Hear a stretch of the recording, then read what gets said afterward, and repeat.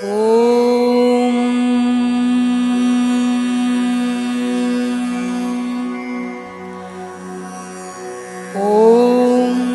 तत्सवितुर्वरं रूपं ज्योतिः परस्य धीमहि यन्नः सत्येन दीपयेत् सत्येन दीपयेत्। ॐ तत्सवितुर्वरं रूपं ज्योतिः परस्य धीमहि यन्नः सत्येन दीपयेत् सत्येन दीपयेत्।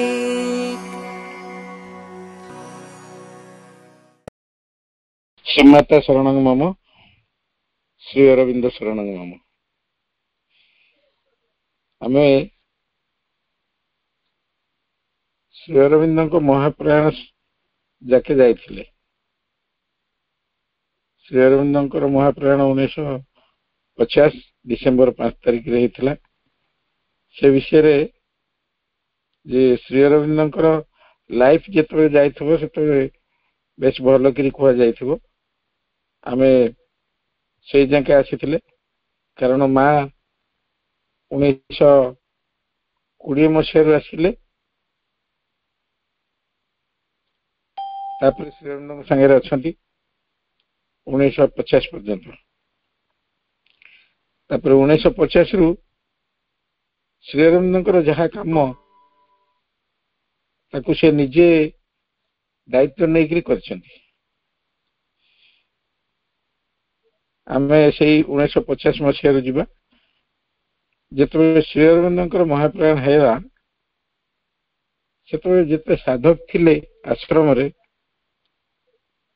समस्ते गोटे जमी दिगहरा हताश आउ विचलित हो गले सब क्या जहा जहा सब आध्यात्मिक उपलब्धि दिगरे जो जो समस्या सब आसुला तार जो समाधान श्री अरविंद दौले आ से ना से सकाशे से हताश हो पड़े सब। ए कथा को लक्ष्य करी माँ कौन कले ना समस्त गोटे आश्वासनार बाणी से कहले जे श्री अरविंद जो माने शोक करुच शोक संतप्त हो मन रख तमे श्री अरविंद को असम्मानित करुच। से आम मान को केबे भी छाड़ी जाई ना आम सहित अच्छी जहा काम करने कथा सब निर्देश दौरान। आमर कर्तव्य हूँ कौन ना सी जहा आरंभ कर आंतरिकतार सहित निष्ठार सहित लगी पड़ी सफल करने कथा। पुणी कहते जे आमे जहाँ को सहित एत वर्ष धरी काम कलु एवं सी जो कामटी पृथ्वी रे आरंभ करी जाइछंती से आम मन देकरी काम करुछंती चिंता आकार रे प्राण देकरी उत्साह आकार रे आ शरीर रे शक्ति आकार रे काम करुछंती। आमे केबे भी भूली जीवानी जे श्री अरविंद एठी नाहांती बोलिकरी। श्री अरविंद एठी नाहांती एक कथा जेमती आम मन रे केबे भी न आसे। से सूक्ष्म रे काम करुछंती। सेउठू आरंभ है श्री अरविंद सूक्ष्म रे काम माँ ताकू स्थूल रूप दे चलिले। माँ साधना आहुरी अतीव तीव्र हो उठिला। प्रत्येक काम छोट बड़ जेते जेते काम आश्रम सबूर दायित्व नहीं कले। से एमती कि गोटे क्लास आरंभ कले रविवार मंगलवार आ शुक्रवार पिला मानकु नहीं प्ले ग्राउंड रे बसई आउ विभिन्न आध्यात्मिक कथा से मानकु कहिबा। से क्लास एते इंटरेस्टिंग है जे से बड़ बड़ साधक माने मध्य जाइकरी बसिले आ शुणिले। धीरे धीरे से क्लासटी बढ़ी बढ़ी बढ़ी बढ़ी चलला एवं 1952 मसीहा जनवरी 6 तारिख रे श्री अरविंद आंतर्जातिक शिक्षा केन्द्र उद्घाटन है। जो मैंने जाइछ सब देखि श्री अरविंद आंतर्जातिक शिक्षा केन्द्र आउ से गोटी उद्घाटन है। देश विदेश देश आम देशर विशिष्ट विद्वान को उपस्थिति रे से घटनाटी घटिला। बेस सुंदर भाव उद्घाटन उत्सवटी है। उद्घाटन है से माँ भी गोटे बाणी देले। माँ भी से कथा सेठी कहले जे आमे एठी जहाँ करबा को सब चाहूछु ता अन्य कोठी के कर परिबेनी, कारण एमती करा जाई पारिबो ए प्रकार धारणा मध्य तकर नथिबो। सेही सकाशे ए जो आंतर्जातिक शिक्षा केन्द्रटी गोटे गुरुत्व बहन करुछि। जेठी तार गोटे मेसेज भी अच्छी इंग्लिश रे माँ जो कहते we are not here to do what others have done. जहाँ अन्य माने कर जाइछंती आमे सेया को रिपीट करिया को एठी आसेनु। जो सब पुओ झियो माने भविष्यत पई जन्म ग्रहण करछंती, भविष्यत पई जन्म ग्रहण करछंती एवं भविष्यत को नहीं कि चलिबे, आमे से मानकर भविष्यतर पथ खोली देवा को चाहूँ। से शिक्षा केन्द्र पाई ए बाणी मन बुझुता शिक्षा केन्द्र पाई ए बाणी जे जो पिला माने भविष्यत पई उद्दिष्ट केवल से मानकर भविष्यतर पथ खोली देवा पई एठी हम माने सब अच्छु। आउ जहा किछि चेष्टा करा जिवो एठी स्कूल ले सेडा सब निरर्थक हो जिवो। श्री अरविंद सहायता भी मिलबनी। एक कथा आंतर्जातिक शिक्षा केन्द्र जिते उन्मोचन करागला से समय रे कहिथिले। तापरे 1956 फेब्रुआरी 29 तारिख रे आश्रम प्लेग्राउंड रे ध्यान चलछि एवं सेही समय रे अतिमानसर प्रकाश हैला। सेही समय रे अतिमानसर प्रकाश हैला। जो अतिमानसर प्रकाश जो हैला अधिकांश किए किए जानी पारले किए किए जानी पारलेनी। एवं माँ तापरे कहिसेंती ताकर प्रार्थना रे अन्य अन्य गोटे लेखारे लिखि कहते जे से दिन कौन है ना मु बहु ऊपर को उठीगली देखिली गोटे सुवर्ण द्वार, सुवर्णर विराट द्वार अच्छी ताधे गोटे सुनार ताला पड़ी। माँ कहले मु मोर समस्त बल प्रयोग करी से सुवर्ण कबाट को गोटे आघात कली। सांगे सांगे सेटा भांगी गला, चूर्ण विचूर्णित हो गला। तापरे कौन है ना ता पछपटे थिबा अतिमानस शक्ति पृथ्वी पृष्ठ रे अबारित धारा रे गति करने को आरंभ कला। अर्थ हूँ माँ जो साधना करथिले श्री अरविंद जो अतिमानस शक्ति की आनिले ताकू से पृथ्वी पाखरु से जो सुवर्ण द्वारटी ताकू पृथ्वी ठारू अलगा करिकरी रखिथिला, छाडू नथला पृथ्वी पृष्ठ को। एवं माँ से दिन कौन कले ना से सुवर्ण हातुड़ी रे ताकू पिटिकी भांगिले एवं तापरे सेटू अतिमानस र प्रकाश चलला हैला।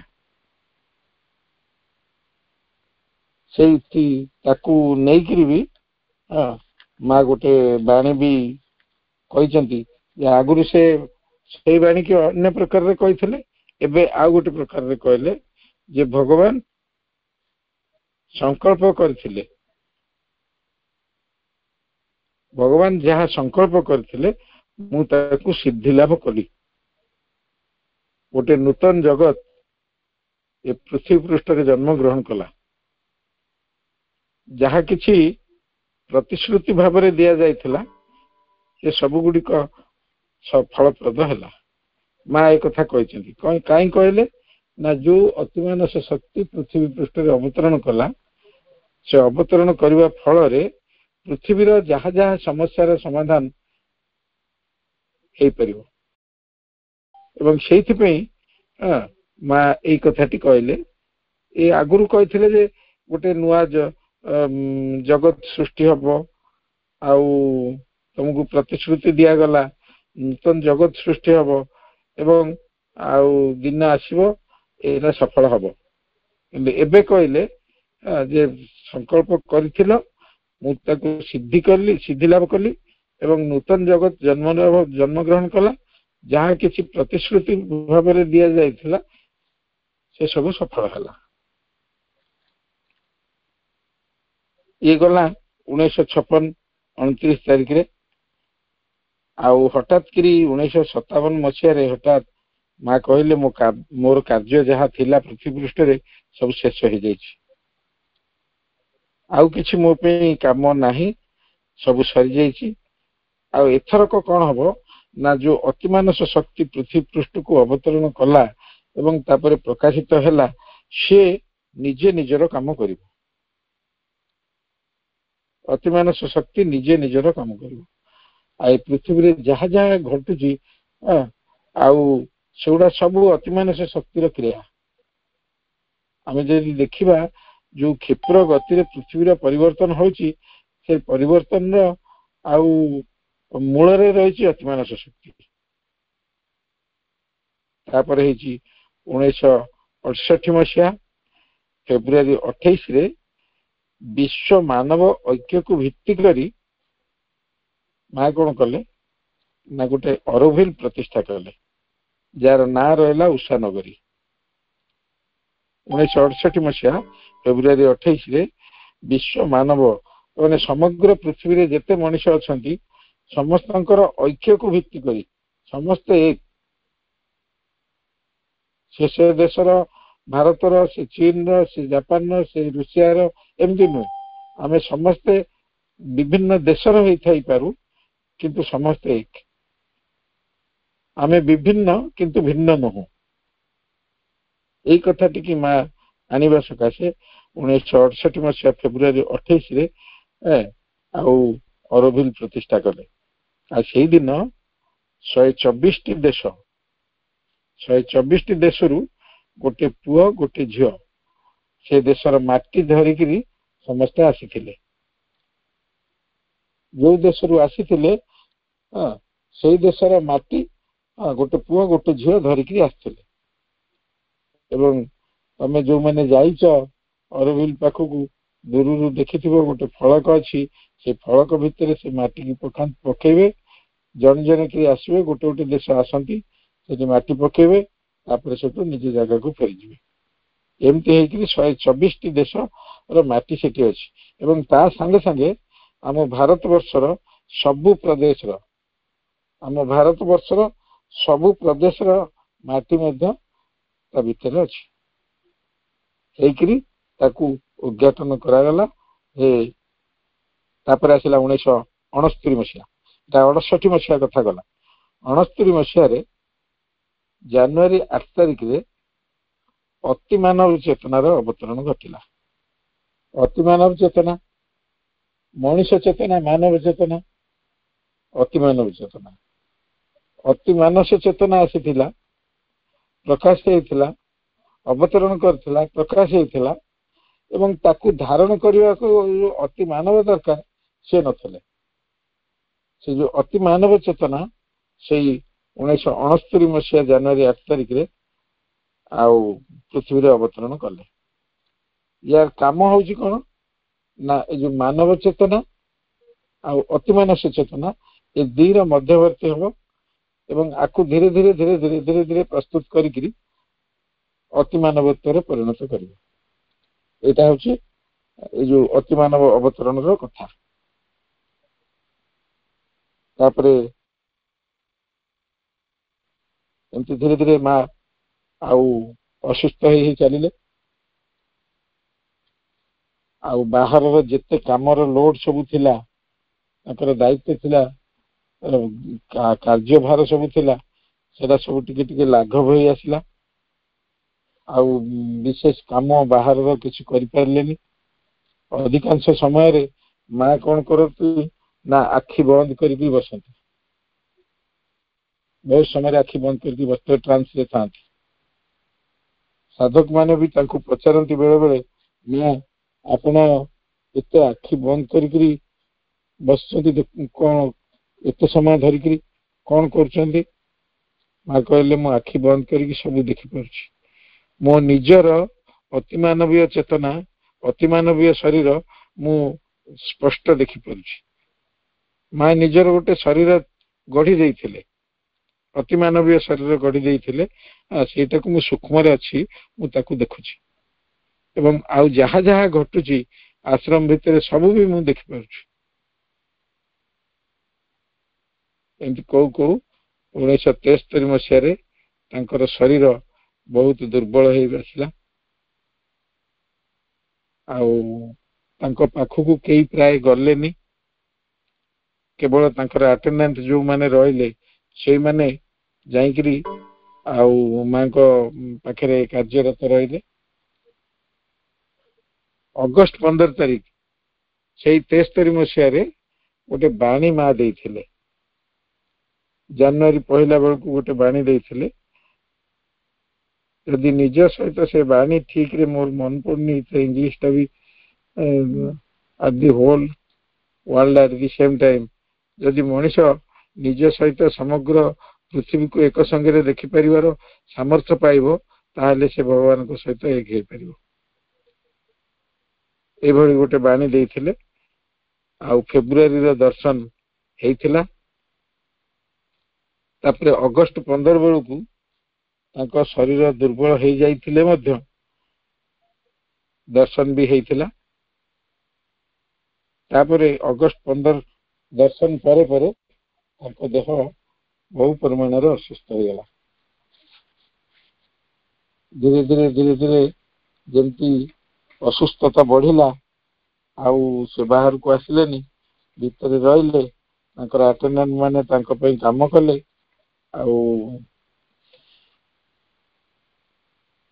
सेठी 1973 मसिया नवेम्बर 17 तारीख रे संध्या 7:25 रे मांकर महाप्रयाण घटिला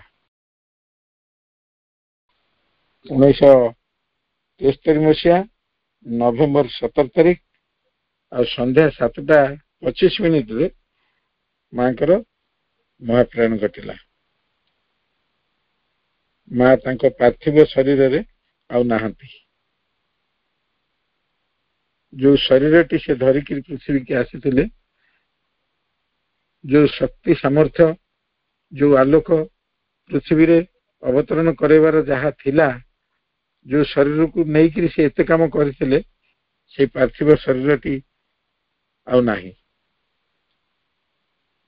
किंतु तांकर अतिमानसर सूक्ष्म देह नहीं जो मु कहिथली जे तांकर अतिमानसर शरीर गोटे गढ़ी निजे से अतिमानस शरीर को नहीं आम संगे अच्छी आम हृदय रे विराजमान करुछंती सब समय रे से आम संगे रही तमे आमे भाबिबानी जे माँ पृथ्वी पृष्ठ रे नाहंती बोली माँ रही आम संगे रही तांको कार्य शेष न होबा पर्यंत श्री माँ श्री अरविंद कहीं भी पृथ्वी छाड़िकी जीवेनी से परी हसी हसिकी सब कथा कहउचंती करूचंती एई कथा मु गोटे उदाहरण दे कहबी थरे जने आश्रम रे साधिका आमे जाइकरी तांको संगे कथावार्ता हो मु तांको पचारली मु कहली अच्छा आपण माँ को देखिचंती ना हाँ मो माँ को संगे काम करछि माँ मते सब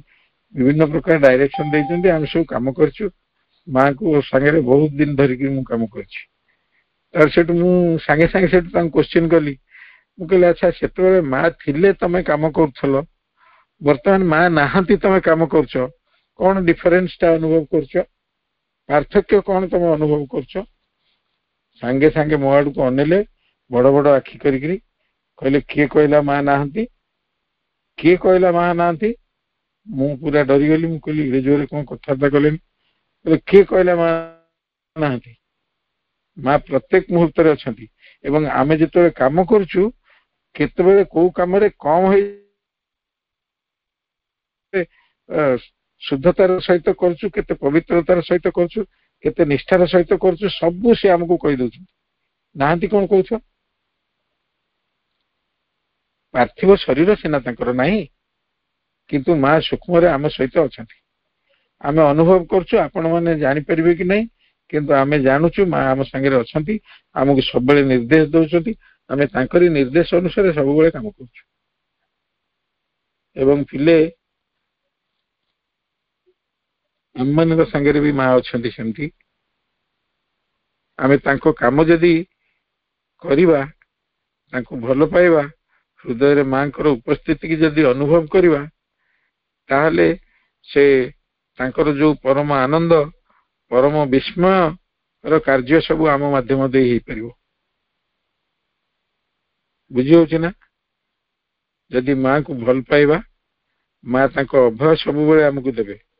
आ हृदय रे जदी मां को दिव्य उपस्थिति ताको अनुभव करिबा ना, जेते अनुपम आनंद अछि, जहाँ जहाँ विस्मयकर घटना घटिबार अछि, ये सब आम माध्यम देकी घटी जाई पारे। तेणु आम माने भविष्यमुखी हवा, माँ जो काम कही दे जाइछंती हमको, आउ माँ को से काम तो आमे करि परिबानी, आमे जानि परिबानी माँ कौन काम देइछंती, कौन करौछंती, आमे किसी जानि परिबानी। केवल जदि आमे माँ को भल पाई परिबा, हृदय दे जदि माँ को भल पाई परिबा, ताहले से हमको माध्यम करिकरी अनेक काम करे नेबे। रहुछि, नमस्कार, वंदे मातरम।